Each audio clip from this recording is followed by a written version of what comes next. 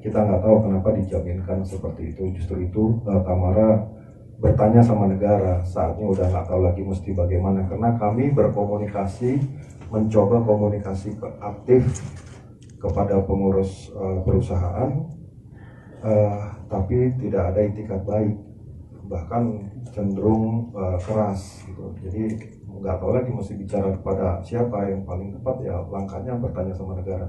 Itu langkah Tamara yang diambil.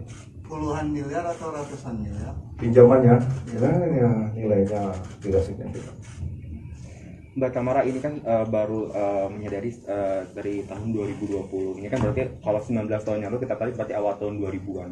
Itu Mbak Tamara sempat ada kecurigaan nggak di tahun-tahun 2010 mungkin 11-12 sampai akhirnya ternyata benar kecurigaan saya ini terjadi di tahun 2020 pas Mbak Tamara baru sadar gitu. Iya, karena saya pikir kan saya pikir semua akan berjalan semestinya gitu. Tapi ternyata tidak. Dan kebetulan juga saya kan di Bali mengurusi anak saya dan juga teh manisnya saya gitu. Jadi saya sama sekali tidak tahu bahwa ini terus berlarut-larut gitu. Saya tidak mendapatkan hasil dari 19 tahun itu. Itu pun saya nggak apa-apa yang di situ. Itu pun saya masih bersabar. Tapi setelah udah berutang lagi, saya hanya khawatir kalau ada apa-apa sama saya nanti bagaimana dengan anak saya. Soalnya anak saya juga harus ngutang terus gitu loh. Jadi saya mau nggak mau harus mengambil sebuah sikap gitu. Artinya Mbak, ini sudah berulang kali, dalam arti bukan kali ini aja hutang itu dilakukan sama manajemen dari hotel. Ya, jadi hanya mendengar dari zaman ayahnya Tamara, hanya mendengar, tapi laporan resmi adanya di wadah rapat umum pemegang saham.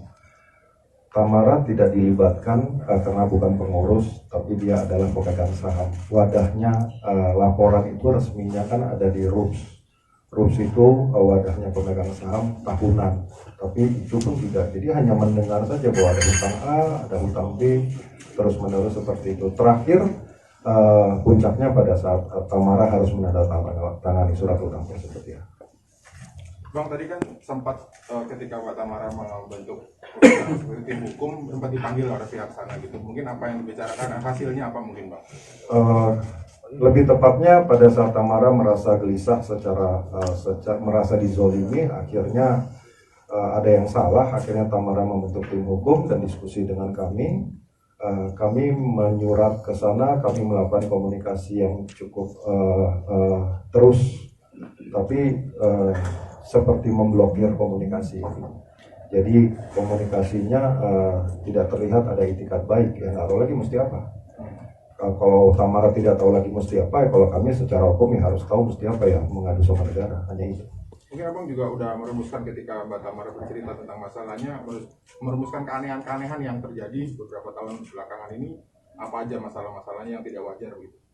Oh ya jelas, pada halo?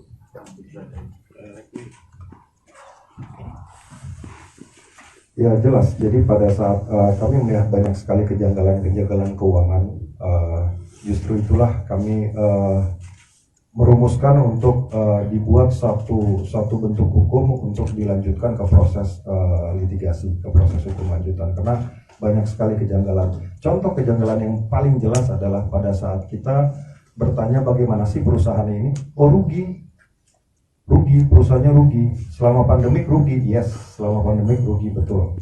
Tapi kan pandemik hanya 2 tahun. Bagaimana dengan tahun ke-17, mundur tahun kayak 16 tahun lalu, 15 tahun lalu. Saya rasa kita bisa lihat nanti teman-teman bahwa hotel itu cukup baik, bertumbuh cukup baik secara fisik, dan tingkat huniannya cukup baik hotel tersebut. Jadi saya pikir laporan keuangan itu tidak bisa diakumulasi 19 tahun rugi, itu dibuka, ditutup itu setiap tahun. Mungkin ada setahun yang rugi dan mungkin ada tahun yang untung. Ini yang lagi diuji. Mbak Tamara, saat kan tadi ada proses penandatangan tuh, ada paksaan atau ada gimana dari pihak tersebut, terus respon Mbak Tamara, tunggu dulu atau gimana, saya tunggu pengacara saya atau gimana, boleh diceritain? saya cukup kaget didatengin karena mereka tidak pernah melibatkan saya, selalu rugi. Terus kemudian ketika saya didatengin, saya bingung gitu kenapa nominal yang segitu jaminannya harus satu hotel yang besar.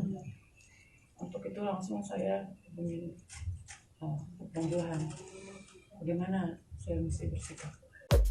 Terima kasih sudah menonton video ini. Jangan lupa subscribe dan aktifkan lonceng notifikasi supaya kamu nggak ketinggalan video terbaru dari Grid.